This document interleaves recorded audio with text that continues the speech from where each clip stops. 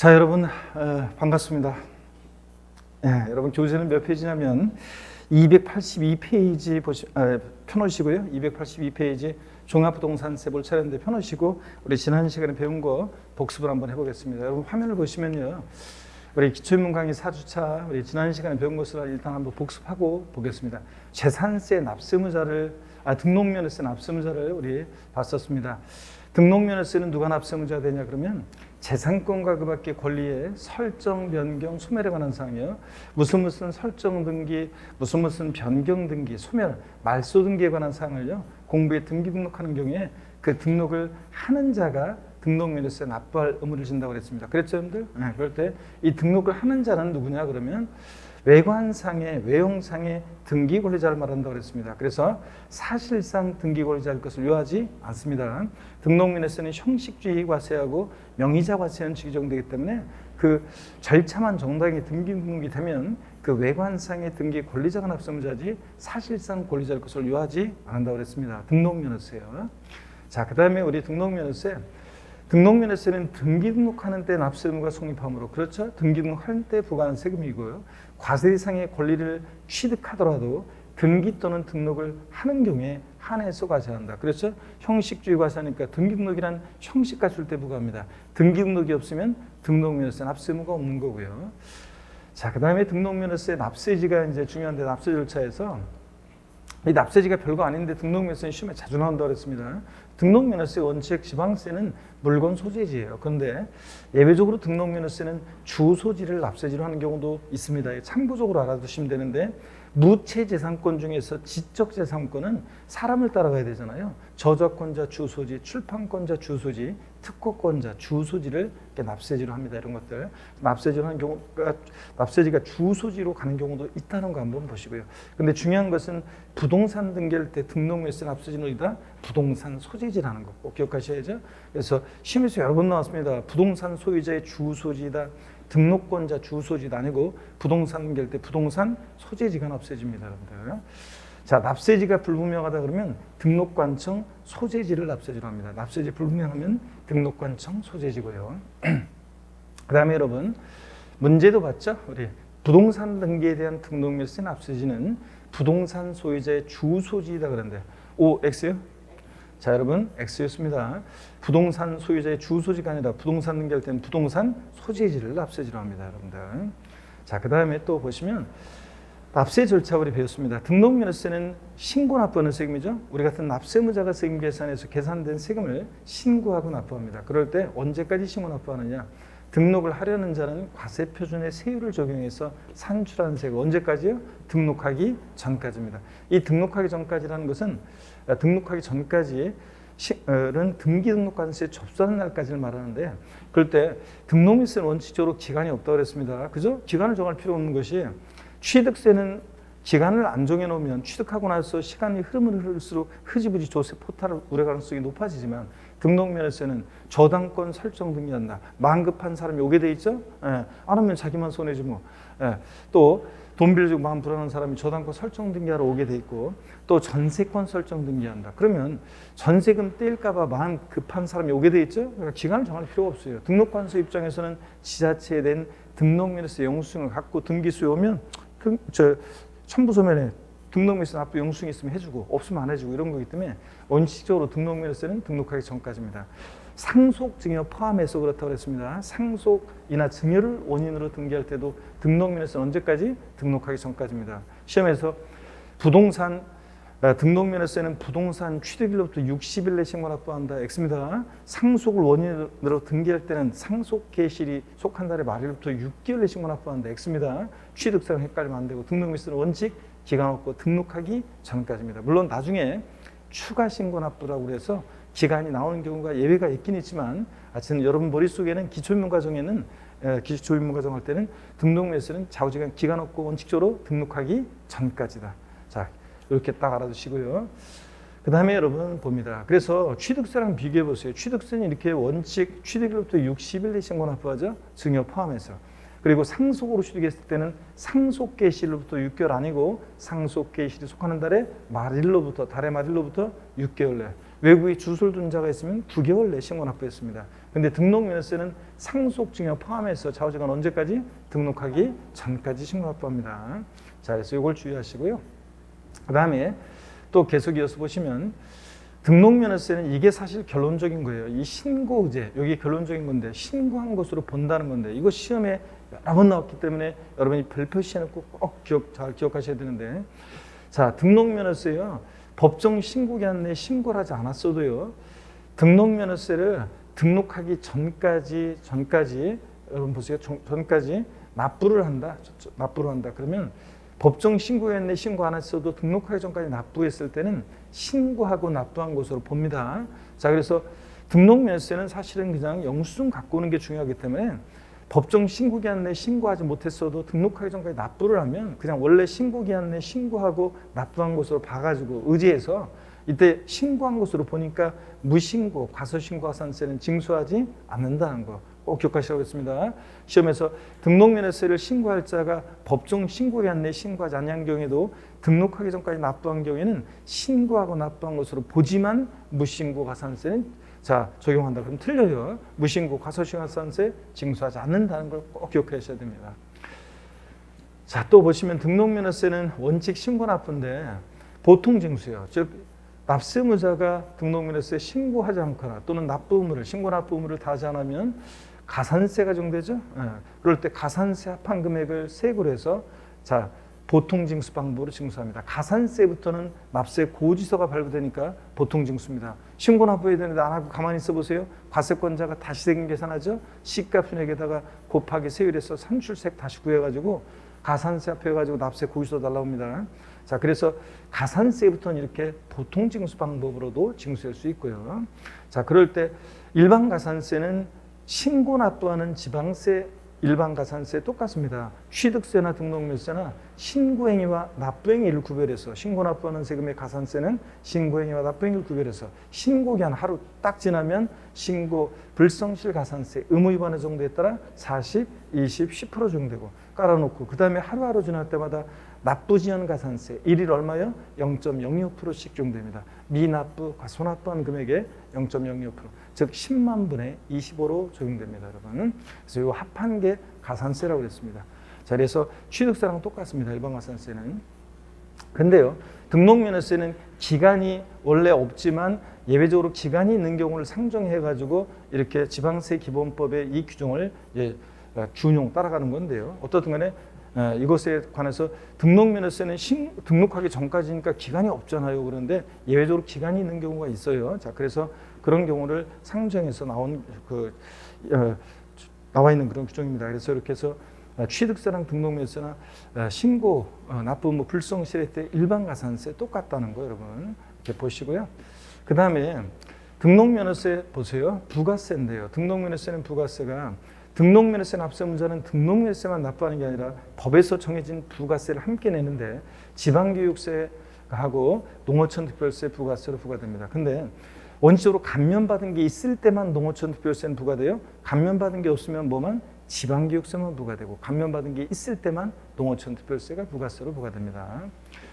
자, 등록면허세는 최저한세 규정이 있죠. 최저한의 세금 받고 등기등록 업무를 대행해 주겠다. 그래서 등록면허세는 등기등록 업무를 대행해 주면서 받는 수수료적 성격의 조세이기 때문에 취득세에서 있는 면세점, 취득가격 50만 원, 이 과세하지 않는다 이런 규정 없어요. 또 재산세에서 이제 나올 건데 소액은 징수를 면제하는, 우리 재산세에서 배웠잖아요. 재산세에서 소액 징수 면제, 고지서 한 장당 세액 2,000원 미만은 징수하지 않는다 이런 규정이 없습니다. 등록면허세는 부동산 등기할 때 오히려 세액이 6,000원 미만이면 무조건 얼마? 6,000원 납부하게 합니다. 그래서 등록면허세 계산했더니 4,500원 나왔다. 무조건 얼마 납부합니까? 6,000원 내야 됩니다. 자, 그래서 6,000원을 징수합니다.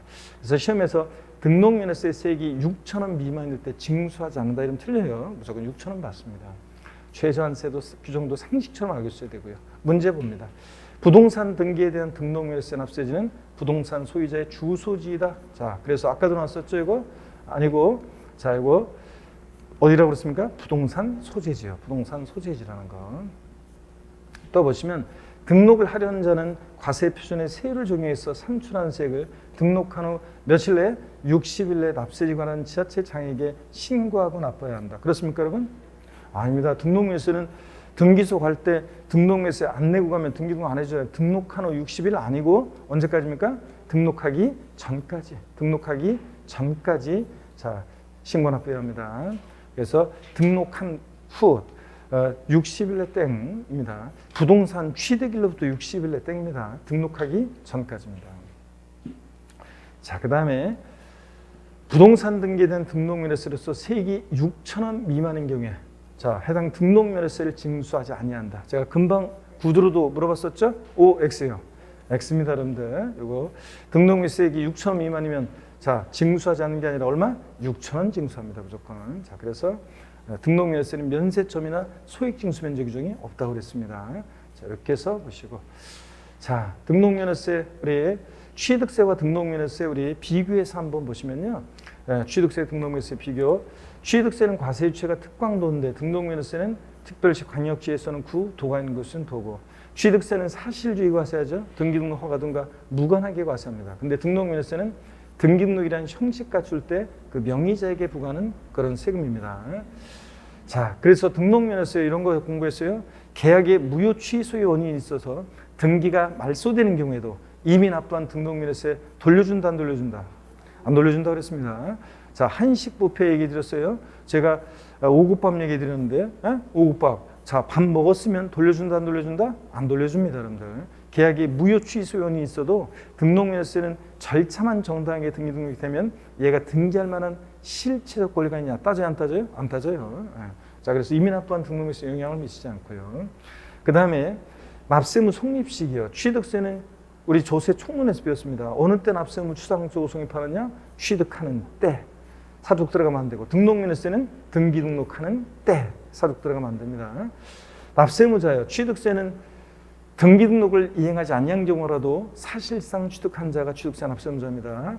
자, 근데 등록면허세는 등록을 하는 자인데, 이때 등록을 하는 자라는 것은 외관상의 등기 권리자를 말합니다. 자, 그런 것이 사실상 등기 권리자일 것을 요하지 않는다고 그랬고요, 여러분들. 또 보시면 등록면허세 신고 납부 기간, 자 원칙 취득일로부터 60일 내에 증여 포함해서 신고 납부합니다. 상속으로 취득했을 때는 상속 개시일이 속하는 달의 말일로부터 6개월 내에. 자, 만약에 외국에 주소를 둔 상속인이 한 사람이라도 있으면 시간 더 줘야죠. 9개월 내. 그 다음에 등기 등록을 요하는 재산일 때 취득세는 등기등록관세 접수하는 날까지입니다. 이 기간 내에서 등기를 요하는 재산일 때 부동산 같은 것은 우리가 지자체에 취득세를 내서 등기소 가야 한다, 그런 얘기라고 했습니다. 등기등록관세 접수하는 날까지 취득세를 신고 납부해야 합니다. 등기등록을 요하는 재산은. 등록면허세는 좌우지간 기간 없습니다. 상속증여 포함해서 언제까지? 등록하기 전까지입니다. 근데 이 신고의제, 이게 결론적인 거고 중요하다고 말씀드렸었고요. 법정 신고 기간까지 신고 안 했어도 등록하기 전까지 납부하면 신고하고 납부한 것을 보기 때문에 무신고, 과소신고가산세는 적용하지 않는다는 거 다시 한번 강조드리고요. 자, 그래서 이런 것들. 그 다음에 취득세는 면세점 규정이 있죠. 취득가격 얼마요? 50만 원. 과세하지 않습니다. 취득가격이 딱 50만 원이면 과세하지 않습니다. 근데 등록면허세는 이런 거 없습니다. 수수료, 손익유세. 소액징수면제는 재산세 애들이 있는 거지, 재산세가 적용되는 거지.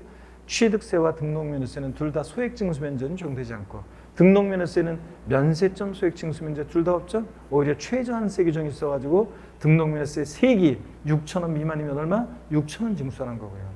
자, 그 다음에 부가세, 취득세는 감면이 있든 없든 농특세, 지방교육세가 부과됩니다. 그래서 취득세 납세문자는 농특세와 지방교육세를 함께 신고 납부합니다. 근데 등록면허세는 감면받은 게 없으면 지방교육세만 부과되고, 감면받은 게 있을 경우에만 지방교육세도 부과되고 농어촌 특별세도 예외적으로 부과됩니다. 눈에 한번 익혀두시고요. 자, 이렇게 해서 비교해 봤고, 우리 재산세 또 공부했었습니다. 재산세는 세 문제 정도가 거의 고정적으로 나오고 있습니다.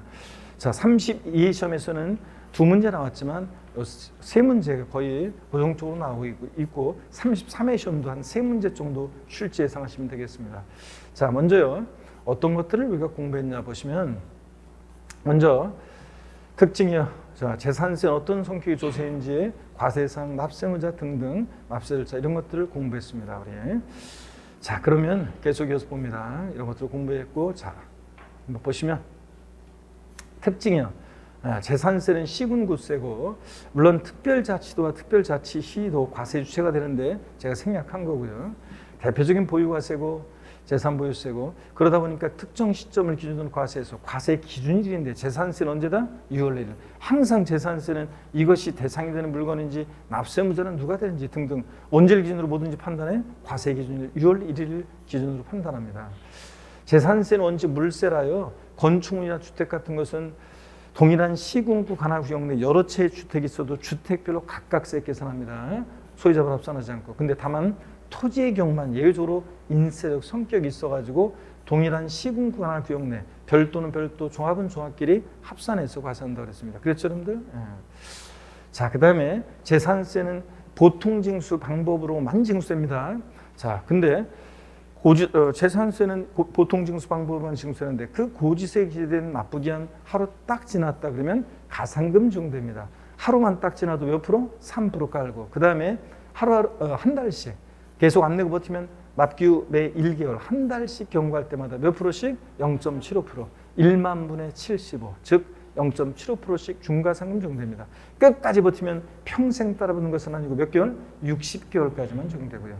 체납한 지방세가 30만 원 미만일 때는 중과상금을 적용하지 않습니다. 그러니까 30만 원 이상부터 적용하는 거예요, 중과상금은.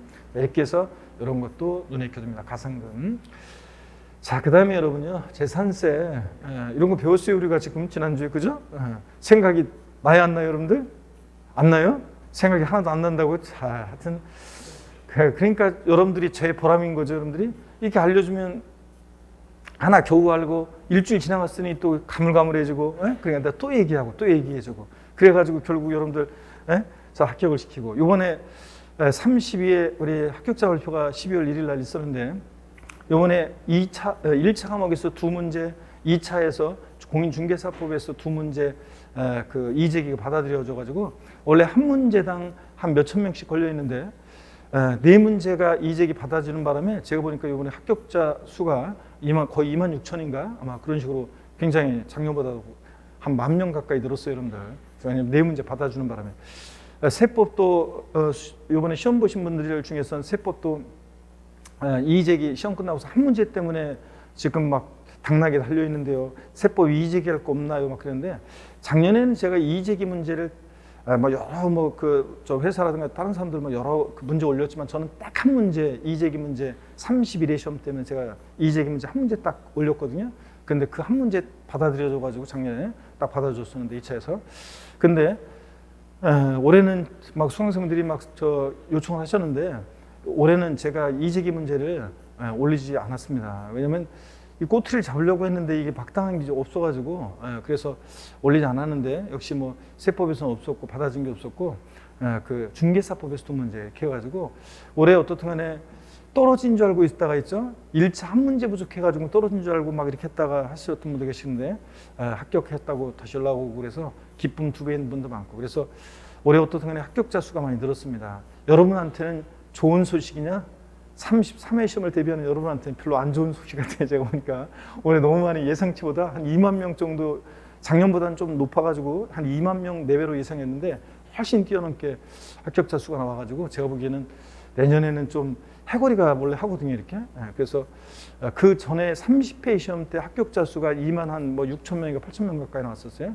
그래가지고 31회 시험 때 16,000인가로 줄었다가 이번에 2만 6천 나왔죠. 그럼 내년에 어떻게 되는 거예요? 다시 또 줄을 가능성이 높습니다. 그래서 별로 좋은 소식은 아닌데 여러분한테는 어떻든 간에 올해 갑자기 합격의 기쁨을 누리는 그런 분도 많이 있었고 그랬습니다. 자, 여러분 보세요. 그러니까 어떻든 간에 제가 무슨 얘기를 하냐면, 이렇게 합격하신 분들 중에서 보면은요, 그 평상시에 이렇게 보면 막 뭐 힘들다고 하고 막 공부 안 돼요, 막 그 점수가 안 나와요, 어려워요, 막 하면서 막 이렇게 했다가 있죠.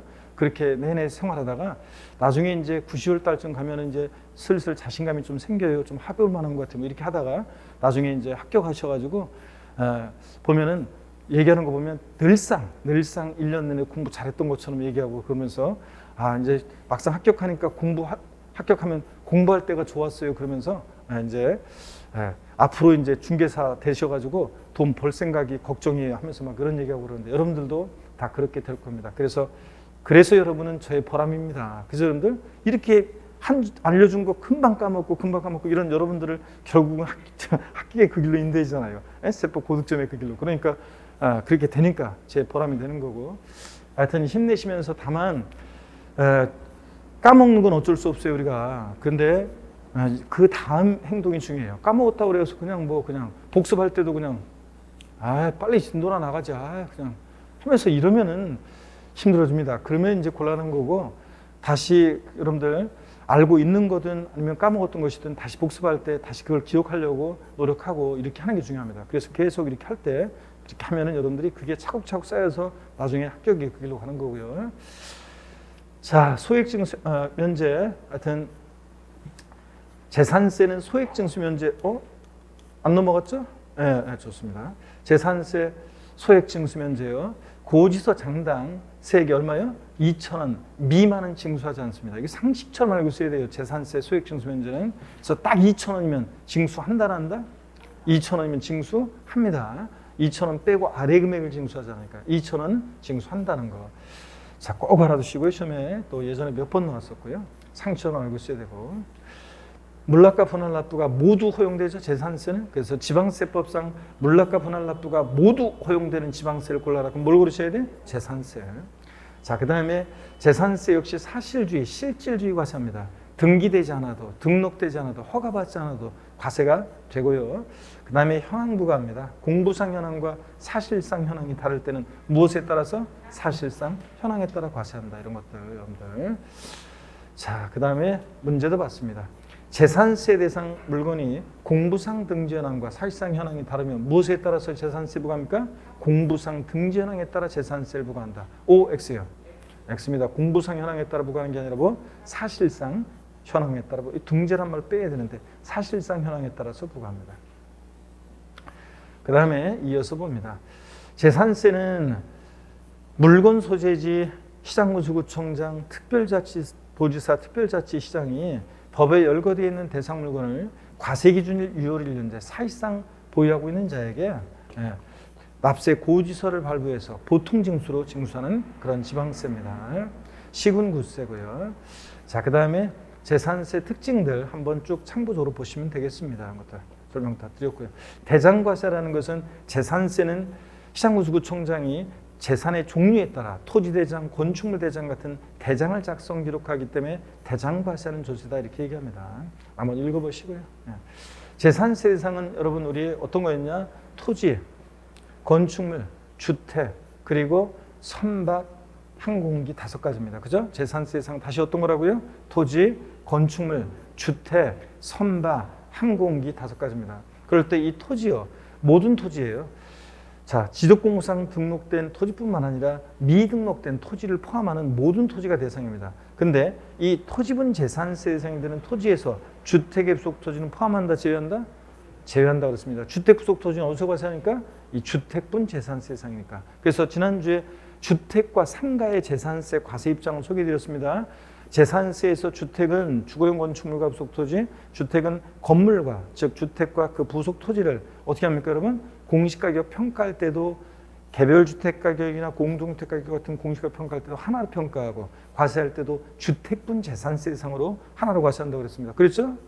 근데 상가는 건물과 토지 가격을 따로따로 평가하고 따로따로 과세합니다. 상가의 건물 부분은 건축물 부분 재산세 대상으로, 상가 토지는 토지분 재산세 대상으로. 근데 주택은 부속 토지를 포함해서 이 주거용 건축물과 부속 토지를 하나로 평가하고 하나로 과세합니다. 그래서 주택의 부속 토지는 토지분 재산세 대상에서 제외하고 주택분 재산세 대상으로 과세하기 때문에 토지에서 제외하고요.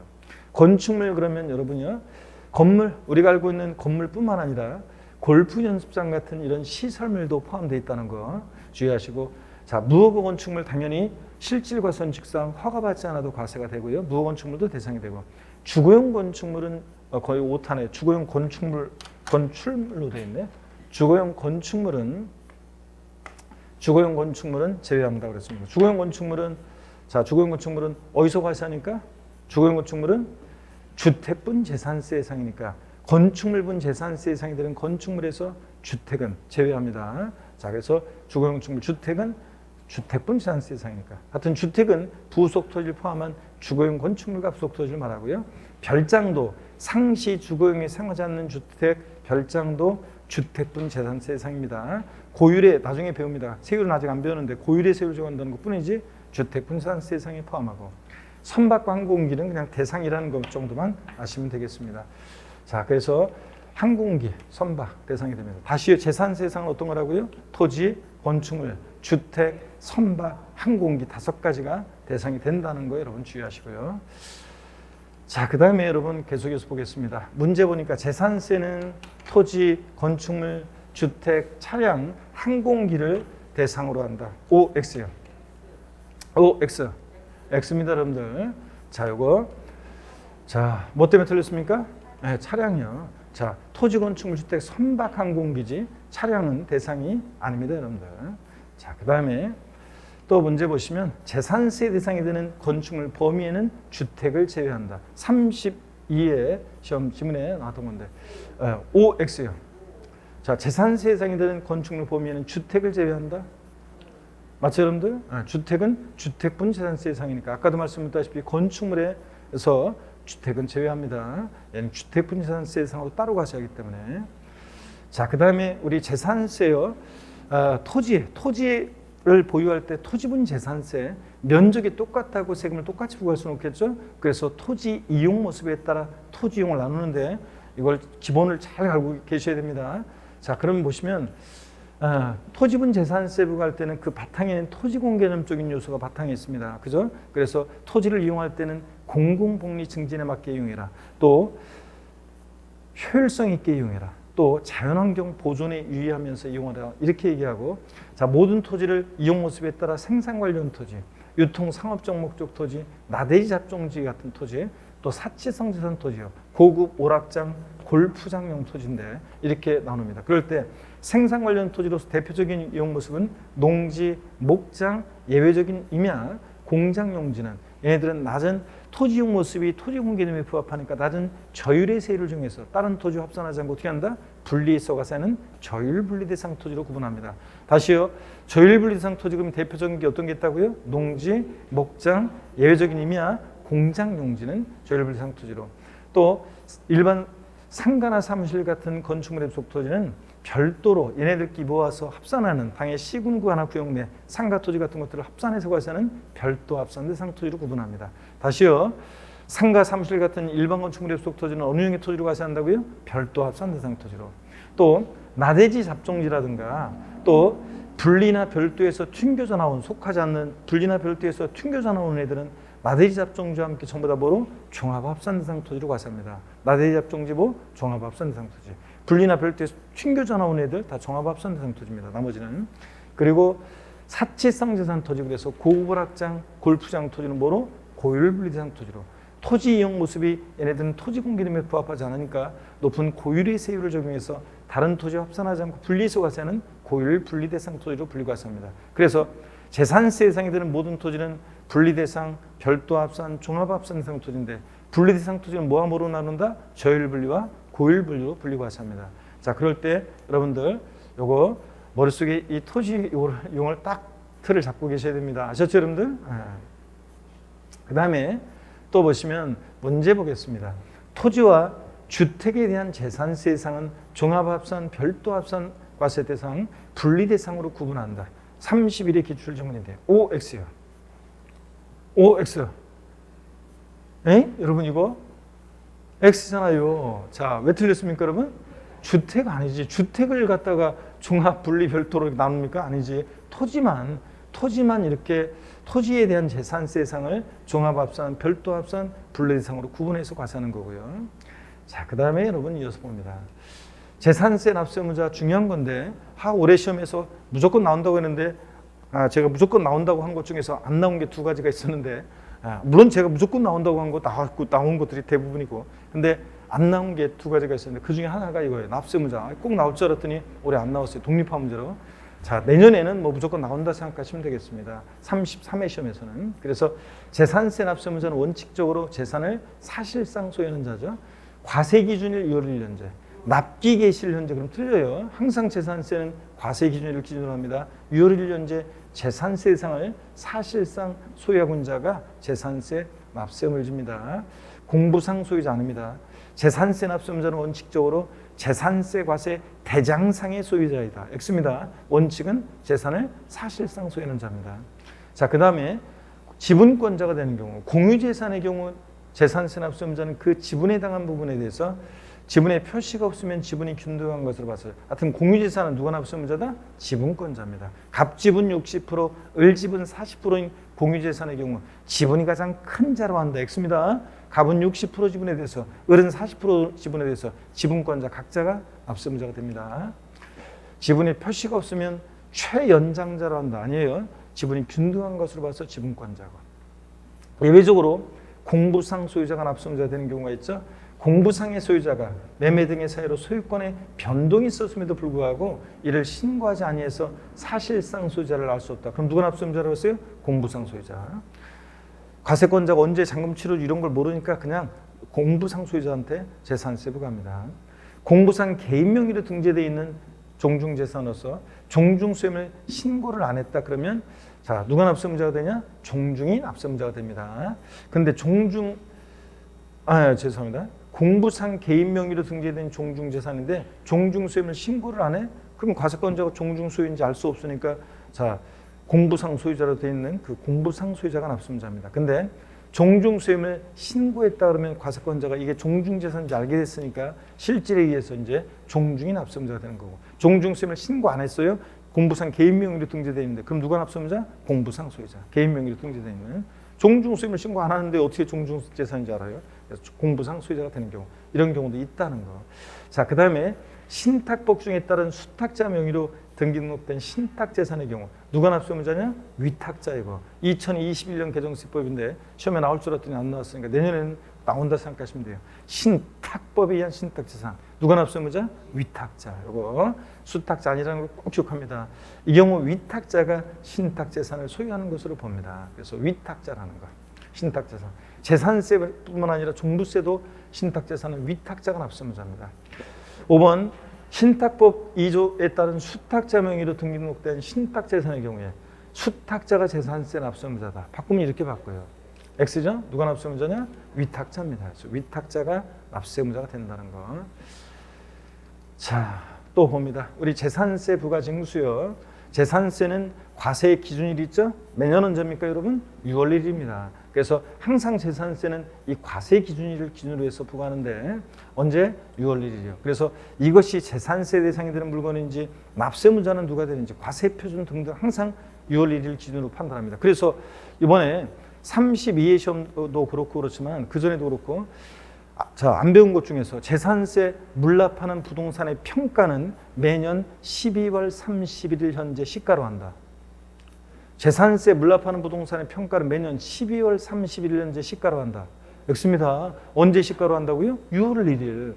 자, 그래서 이번에는 뭐 32회 시험에서는 물납 허가하는 부동산 가액은 뭐 물납 허가일 시가로 물납 허가일에 그 시가로 한다. 뭐 이런 걸 이렇게 바꿨는데 아닙니다. 항상 언제를 기준으로 판단합니까? 6월 1일이에요.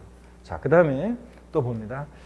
자, 여러분 정기분에 대한 재산세 납기 봅니다. 정기분에 대한 재산세 납기는 여러분 교재에 별표시 하시라고 했고 반드시 상식처럼 꼭 여러분들이 알고 계셔야 한다고 했습니다. 자, 먼저 재산 종류에 따라서 납기 달라지는데 건축물 선박 항공기 재산세 납기는 7월 16일부터 31일까지고요. 토지분은 매년 9월 16일부터 9월 30일까지 납기로 합니다. 자, 건축물이나 선박 항공기 토지는 부자들이니까 한 번에 징수하는데 주택부는 서민들과 관계되기 때문에 납부 부담을 줄여주기 위해서 해당 연도에 부가 징수할세기 2분의 1은 7월 16일, 31일, 나머지 분의 1은 이렇게 9월 16일, 9월 30일까지 두 번 나눠 받는다고 그랬습니다. 그런데 9월 달만 되면은 시군구청에 재산세 납세구시를 왜 또 보냈냐고 하면서 항의 전화 온다고 그랬었죠.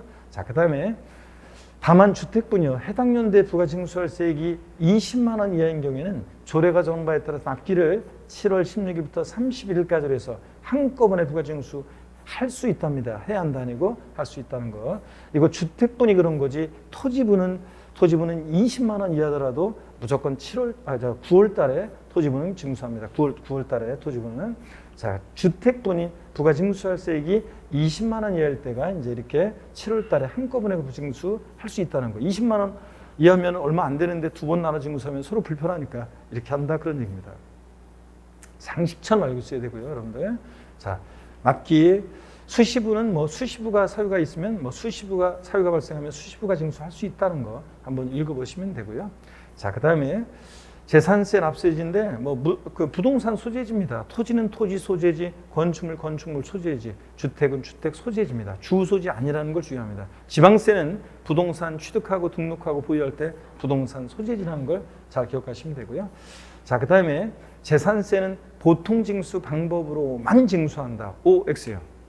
재산세는 보통징수 방법으로만 징수하는 거지. 여러분 집으로 고기수 달랑 후통에 버리고 내가 신고 납부하겠다. 여보, 아빠, 올해부터는 내가 재산세 계산할게요. 된다 안 된다? 안 된다고 그랬습니다. 보통징수 방법으로만 징수됩니다. 납세 고지서가 발부됩니다. 세무공무원이 세금 계산해서 납세 고지서를 발부하는데 그럴 때 여러분요. 재산세는 관할 지자체장이 세액을 산정하여 이렇게 보통징수 방법으로 징수합니다. 그럴 때 언제까지 고지서 발부하느냐? 재산세를 징수하려면 좀 글자가 좀 잘렸네요. 재산세를 징수하려면 토지, 건축물, 주택, 선박, 항공기 등으로 구분한 납세 고지서에 과세표준과 세액을 기재해서 늦어도 납기 개시 며칠 전까지 5일 전까지 고지서 발부해야 합니다. 시험에 이미 2번 나왔습니다. 재산세나 종합부동산세나 나중에 오늘 공부하는 종합부동산세도 고지서 발부할 때는 납기 개시 며칠 전까지 5일 전까지 발부해야 합니다. 여러분들. 자, 재산세 납세 고지서에 나란히 병기 고지되어지는 세금이 있습니다. 어떤 거냐? 소방분 지역자원시설세. 얘 재산세 친구잖아요. 재산세 친구니까 얘도 물란만 안 따라다니지 나머지는 다 재산세를 따라다니니까 얘 보통징수로 징수되고 납기도 재산세 규정을 따라가요. 건축물이나 선박을 보유할 때 소방재원에 충당하기 위해서 부과하는 이 소방분 지역자원 시설세는 재산세하고 납기가 7월 달로 똑같아요. 자, 그럴 때 납기가 재산세랑 같은데 고지서를 같은 무렵에 2장 만들어서 따로따로 보내면 만드는 사람이나 받는 사람이나 서로 불편하니까 재산세 고지서에 나란히 적어서 병기 고지할 수 있습니다. 소방분에 대한 지역자원시설세 납기와 재산세 납기가 같을 때는 재산세 납세 고지서에 나란히 적어서 병기에서 고지할 수 있다고 그랬습니다. 자, 근데 요거요. 소방분인데 시험에서는 특정 자원분이나 특정 시설분 지역자원시설세가 재산세 납기 같을 때 병기 고지할 수 있다고 바꿀 수 있다는 걸 주의합니다. 자, 소액징수면 이제 상식처럼 알고 있어야죠. 아까 봤습니다. 재산세 세액이 고지서 한 장당 얼마요? 2,000원 미만인 경우에는 재산세를 징수하지 않는다는 거예요. 2,000원이면 징수한다는 거예요. 여러분 주의하시고요. 문제 봅니다. 재산세는 관할 지자체장이 세액을 산정하여 특별징수 방법으로 부가징수한다. X입니다. 31에 이렇게 나왔는데 특별징수는 취득세나 재산세는 특별징수하는 경우 없다고 그랬어요. 이거는 징수의 편의가 있는 자가 지방세를 징수해서 납부하게 할 때 국세에서는 똑같은 얘기를 원천징수라고 하는데 이거는 등록면허세는 특별징수되는 경우가 있지만 주요 부동산의 지방세 3개 세목 중에서 취득세와 재산세는 특별징수되는 경우가 없습니다. 재산세는 보통징수 방법으로만 징수됩니다. 보통징수 방법으로 부가징수되는 거지 특별징수되는 경우 없다는 거. 자, 그래서 6번 X였고요. 또 문제 봅니다. 토지 정기분 납부세액이 17만 원인 경우에 조례에 따라서 납기를 7월 16일부터 31일까지로 해서 한꺼번에 부가징수할 수 있다. OX예요. 예? OX. 아이고, X입니다. 왜 틀렸습니까, 이거? 토지잖아요, 토지.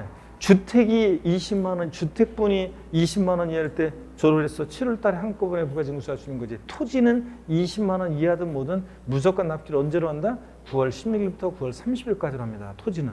그래서 토지인지 건축물인지 주택인지를 재산세, 종부세 문제 풀 때는 잘 보셔야 돼요. 걔네들 대상을 슬쩍 바꾸기 때문에 숫자만 보면 안 돼요, 여러분들. 항상 숫자만 보면 하수, 숫자 바로 앞에 있는 것까지 같이 보거나 그러면 고수입니다, 여러분들. 자, 그 다음에 계속해서 보시면 재산세를 징수하려면 재산세 납세 고지서를 납기 개시 며칠 전까지? 5일 전까지 발급해야 한다. 맞죠, 여러분들? 재산세나 종부세나 똑같습니다. 납기시 5일 전까지 발부. 고의소 한 장당 재산세를 징수할 세액이 2,000원인 경우에 해당 재산세를 징수하지 않는다. 답이 엇갈렸는데 또 답을 보겠습니다. 하나, 둘, 셋. X입니다. 자, 여러분 2,000원 미만은 징수하지 않으니까 2,000원 미만 들어있는지 잘 보세요. 2,000원이면 징수합니다. 2,000원이면 징수해야죠. 2,000원 빼고 아래 금액을 징수하지 않으니까 2,000원 징수합니다. 자, 그래서 2,000원인 경우는 재산세를 징수한다는 거예요. 여러분 주의합니다. 자, 그 다음에 물납과 분할납부입니다. 자, 물납 요건이요. 재산세는 납부할세 얼마 초과할 때 할 수 있다? 1천만 원 초과할 때요. 그래야지 적어도 뭐 부동산을 물납한다고 하지. 자, 1천만 원 초과할 때 납세무자 신청을 받아 과세권자 알아서 해주는 거 아니에요. 우리가 신청해야 돼요, 물납은. 그리고 어떤 거로 물납하느냐. 부동산이긴 한데 해당 지자체 과세 관할 구역 내 부동산이어야지 다른 시군구에 있는 거로 된다 안 된다? 안 된다 그랬습니다. 자, 그래서 서울특별시 강남구에 재산세 납부할 게 있으면 강남구 관할 구역 내 부동산으로 물납하는 거지 서초구나 노원구에 있는 거로 성남시에 있는 거로 된다 안 된다? 안 된다 그랬습니다. 자, 그 다음에 허가받아 할 수 있습니다. 물납은 신청했다고 무조건 받아준 게 아니에요. 관리처분상 부적당하다고 인정하면 물납 어떻게 한다? 불허할 수 있습니다, 여러분들. 자, 이렇게 해서 4가지 요건 다시요. 시험에 여러 번 나왔습니다. 이거 알고 있는지. 물납 최근에도 그렇고요. 이번에도 그렇고. 자, 물납은 재산세 얼마요? 납부할세가 얼마? 1천만 원 초과할 때. 납세무자 신청을 받아. 어떤 걸 물납해? 해당 지자체 과세 관할 구역 내 부동산입니다. 관할 구역에 관계없이 이렇게 바꿔서 나온 적도 있고 국내에 소지하는 부동산 아닙니다. 해당 지자체 과세 관할 구역 내 부동산 안에서만 허가받아 할 수 있다. 꼭 4가지 요건 알아두셔야 됩니다. 이건 상식스러운. 분할납부 요건도 상식입니다. 납부할세 얼마 초과할 때? 250만 원 초과할 때 제가 윙크 해달라고 그랬죠? 우리 집은 재산세 250만 원 넘게 낸다. 윙크. 예? 자, 250만 원 초과할 때 할 수 있고 그 다음에 납부할세 일부를 분할납부할 수 있는데 납기후 언제까지요? 2개월 내 분납기한 재산세 분납기한은 납부기한 지나서 2개월 내 분할납부할 수 있습니다. 그래서 납부할세 250만 원 초과할 때 납부할세 일부를 납부기한 지나서 몇 개월 내? 2개월 내 분할납부. 상식점 알고 계셔야 됩니다. 자, 그 다음에 문제 봅니다. 서울특별시 강남구와 경기도 성남시에 부동산을 소유하고 있는 자의 성남시 소재 부동산에 대해서 부과된 재산세 물납은 성남시 내 소지하는 부동산만 가능하다. OX요. OX. 자, 맞습니다. 해당 지자체 관할구역 내 부동산만 할 수 있는 거예요. 그러니까 성남시의 재산세 납부에 부과된 곳은 성남시 내 소지하는 부동산만 물납 가능합니다. 맞고요. 자, 또 보시면 지자체장은 재산세 납부세액이 250만 원 초과하는 경우에 법령이 정한 바에 따라 납부할세액의 일부를 납부기한 지난 후 6개월 이내 분할 납부하게 할 수 있다. OX요? X입니다. 단순 암기식 문제인데 재산세는 분납기한 납부기한 지난 몇 개월 내? 2개월 내 분할 납부, 여러분. 자, 그래서 분할 납부 요건 상식처만 알고 계셔야 됩니다. 제가 지난주에 정호성 시인의 시도 읽어드렸었죠? 울지 마라 외로우니까 사람이다 이거요. 참. 우리가 공부하는 수험생은 외로워야 한다고 그랬습니다. 자, 그래서 지난주에 인사도 드렸었고요. 자, 그래서 오늘 이제 드디어 세법 기초문 강의 4주차 오늘 282페이지 종합부동산세 여기에 보겠습니다. 의의 및 특징만 오늘 보고 일단은 좀 쉴 건데요. 의의 및 특징은 좀 보고 쉴게요. 자, 여러분 한번 봅니다. 종합부동산세 시험 문제는 잠깐만요. 종합부동산세 우리 기초문과이지. 종합부동산세는 한두 문제가 출제되는 계속 되어 왔어요. 한 문제가 최근에는 계속 출제됐었는데 32회 시험만 의외로 3문제가 나왔어요. 이게 3문제 나온 게 10년 내에 한 번도 없었어요. 자, 그런데 이번 32회 시험만 의외로 3문제 나왔고 종부세는 33회 시험에서는 다시 한두 문제 출제 예상하시면 되겠습니다. 자, 국세, 종합부동산세 봅니다. 먼저요, 종부세 어떤 것들을 공부하느냐 그러면 봅니다. 종부세 과세상이요. 어떤 것을 보유할 때 종합부동산세 부과되느냐. 이게 이제 예전에는 과세상에서 한 몇 년간 계속 나온 적도 있고 그래요. 자, 그래서 기본적으로 어떤 걸 보유할 때 종부세 부과되는지 중요하고요. 납세무자. 종부세는 아무나 납부하는 세금 아니잖아요. 그러니까 이 납세무자 기준은 역시 중요합니다. 종합부동산세 세금 계산 어떻게 할 것이냐 이게 중요한데 이번 기초입문 과정에서는 강의하지는 않습니다. 자, 좀 중요하고요. 납세 절차, 납세 절차 어떻게 징수가 되는지 원칙 정부 부가가세하고 예외적으로 신고납부 선택할 수 있잖아요. 자, 그 관련한 얘기들 역시 또 단골로 나오는 내용이고요. 어디를 세금 계산했으면 납부의 장소로 할지 이런 것도 어떤 경우에 비과세 되는지 이런 것들을 공부하는데 여러분 이번 기초인문 과정에서는 성격 특징하고 과세 대상, 납세 의무자, 납세 절차, 납세지 이런 것들을 공부합니다. 재산세와 항상 비교할 수 있어야 돼요. 여러분 제가 그런 얘기 드렸었죠. 취득세 할 때 시험 문제가 다음 중 취득세와 등록면허세에 관한 설명이다. 옳은 것은 틀린 것은. 그래서 오지선다 속에서 취득세 지문 한 서너 개 나오고 등록면허세 지문 한두 개 나오고 이렇게 해서 오지선다가 구성돼서 한 문제로 나올 때는 정답은 어디 있다고 그랬어요? 정답은 주로 등록면허세에 있으니까 지문은 1번부터 읽고 내려오지 말고 밑에서 5번부터 위로 읽고 넘어가라고 그랬죠?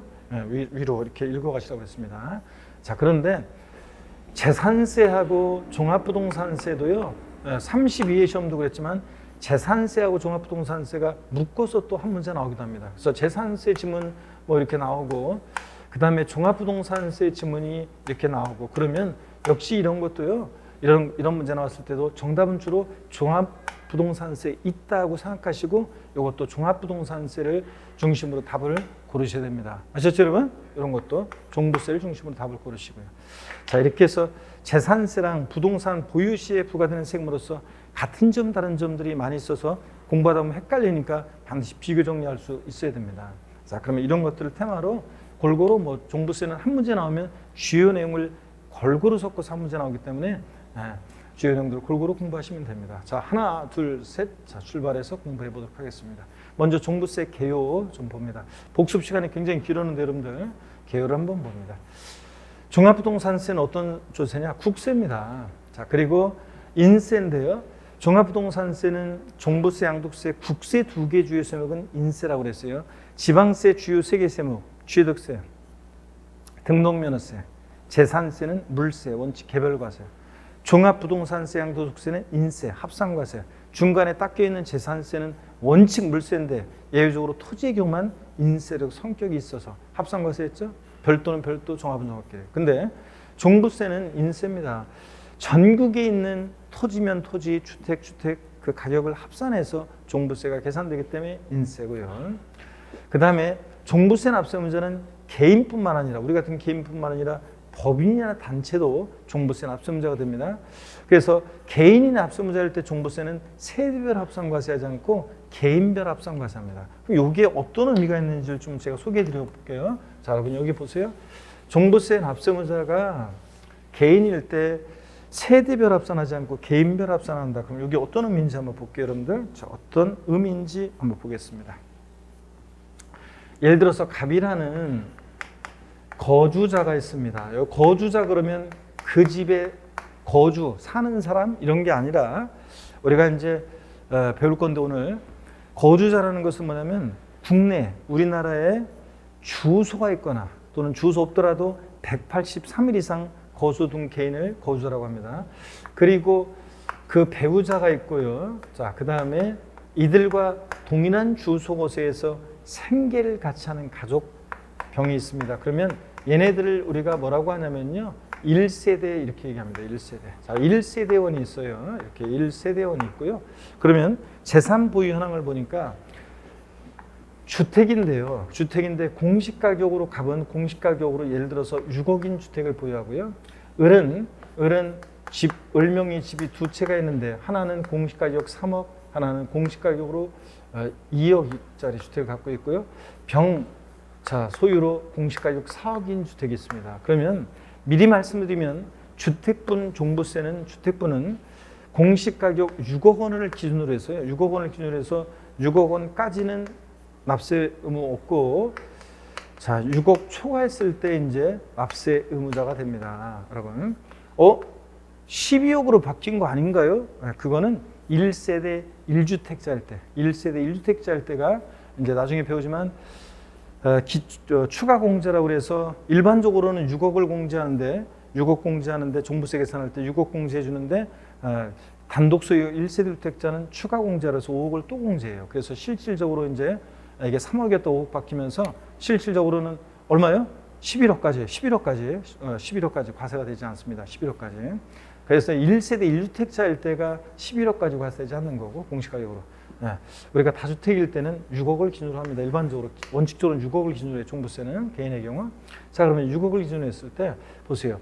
세대별 합산과세 했을 때는 지금 전부 합치니까 15억. 그래서 종부세가 부과되는데 종합부동산세는 개인별 과세함으로 인해서 보세요. 갑은 개인별로 보니까 6억 초과하지 않았죠? 납세무 없고요. 을 개인별로 공시가격 합했더니 5억이에요. 납세무 없습니다. 병 당연히 6억 초과하지 않았으니까 납세무 없습니다. 자, 그래서 여기서 벌써 힌트를 얻을 수 있는 것은 여러분들이 종부세 어떻게 하면 절세할 수 있어요? 기본이 종부세 절세의 기본은 뭐다? 세대원 간의 세대 소유를 분산하는 것이 절세의 기본입니다, 여러분들. 한 사람 명의로 몰빵해서 갖고 있어 보세요. 종부세 부과됐을 건데 세대원 간의 소유를 분산함으로 종부세가 과세되지 않잖아요. 그래서 하여튼 종부세는 세대별 합산 과세하지 않고 개인일 때 어떻게 한다? 개인별 합산입니다. 부부도 따로따로요. 법인이나 단체는 법인별 합산합니다. 상법상 모회사, 자회사 관계가 있어도 모자법인 합산하지 않고 법인별로 각각 합산합니다.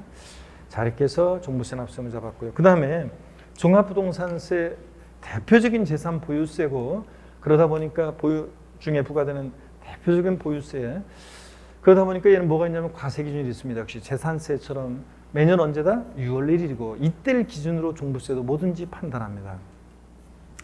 종합부동산세는 원칙적으로 정부 부과과세합니다. 그죠? 관할 세무서장이 세금 계산해서 납세 고지서를 발부합니다.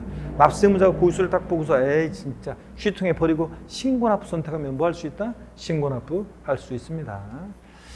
자, 이런 세금이었고요. 특징을 봤고 종부세 납기 미리 말씀드리면 뒤에 또 자세히 하겠지만 종부세 납기는 딱 정해져 있어요. 토지분이든 주택분이든 12월 1일부터 15일까지입니다. 우리가 아까 재산세는 납기가 우리 지난주에 배웠고 아까도 복습했잖아요. 재산세는 납기가 대상 종류에 따라 달라졌죠. 근데 종부세는 무조건 똑같습니다. 언제입니까? 12월 1일부터 15일까지입니다.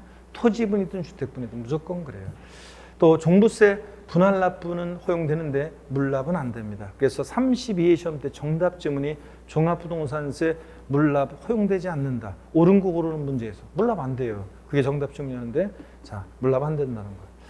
그 다음에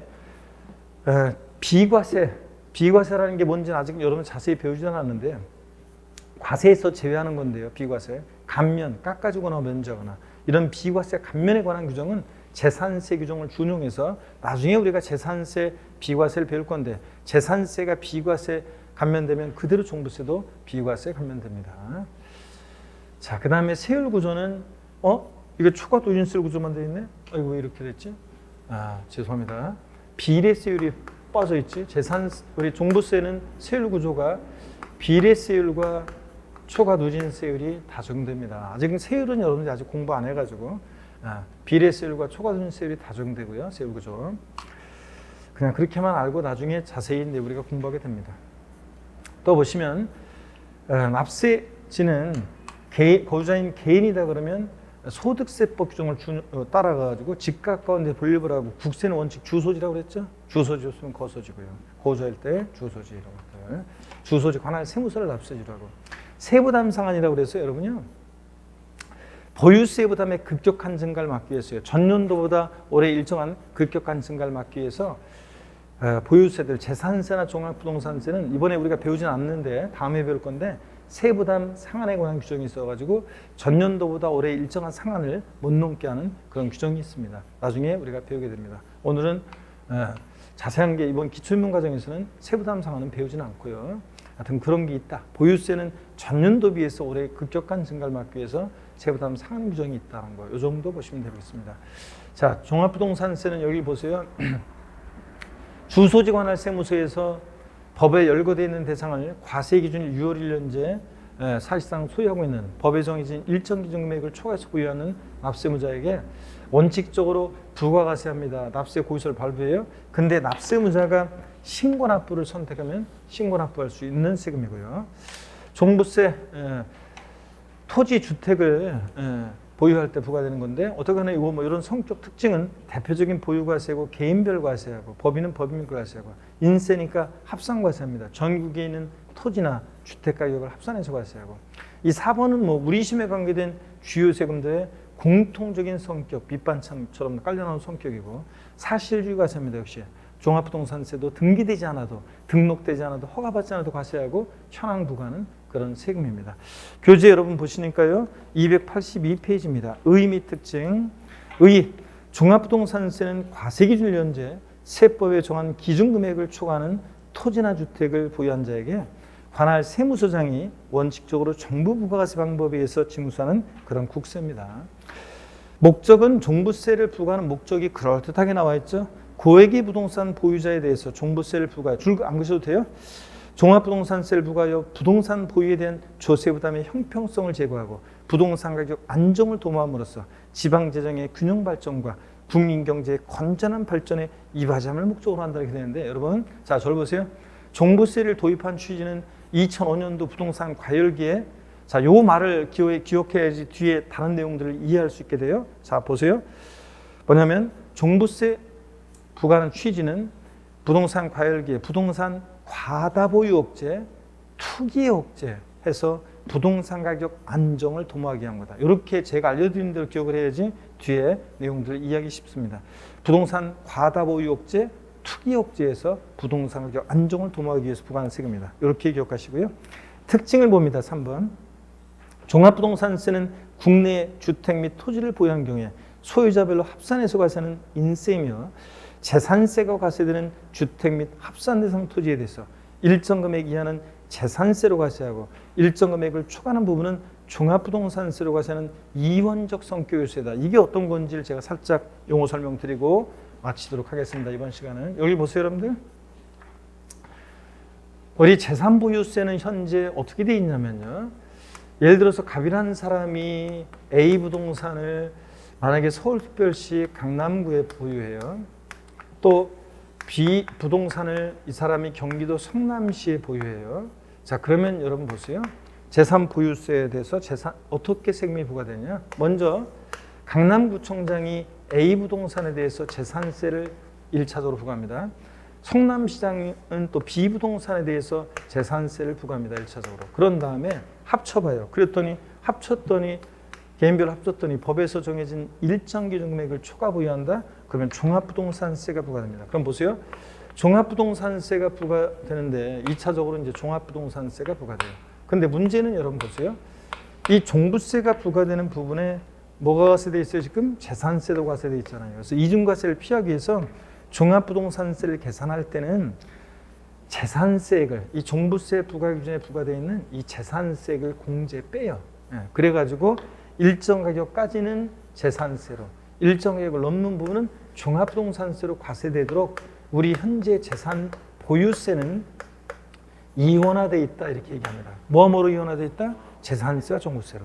그래서 이번 32회 시험에서는 한 번도 안 나왔던 종합부동산세 이중과세 피하기 위해서 재산세 공제하는 그 식을 알고 있는지를 물어봤었는데 그런 걸 여러분이 맞추기는 쉽지 않은 뭐 그런 거였고 그런 것까지 우리가 공부할 수 없는 그런 건데 하여튼 나왔었어요. 자, 어떻든 간에 재산 보유세는 이렇게 이원화되어 있습니다. 처음에 종부세 도입했을 때 아니 내 재산에 대해서 내 주택에 대해서 재산세 부과했으면 됐지. 아, 왜 또 이상한 종부세 만들어서 종합부동산세라는 세금을 부과하느냐. 이중과세 위헌 그랬는데 위헌 아니에요. 합헌 결정 났죠. 왜냐하면 일정 가격까지는 재산세, 일정 가격을 넘는 부분은 말하자면 종부세로 과세되는 이런 세율 체계로 되어 있기 때문에 그렇습니다. 자, 그래서 이 재산 보유세는 이원화되어 있다. 이런 얘기 이해하고 가시면 되고 그림 내용 소개해드렸습니다. 자, 그러면 잠시 쉬었다가요. 283페이지 과세상 여기부터 보도록 하겠습니다. 잠깐 쉬겠습니다.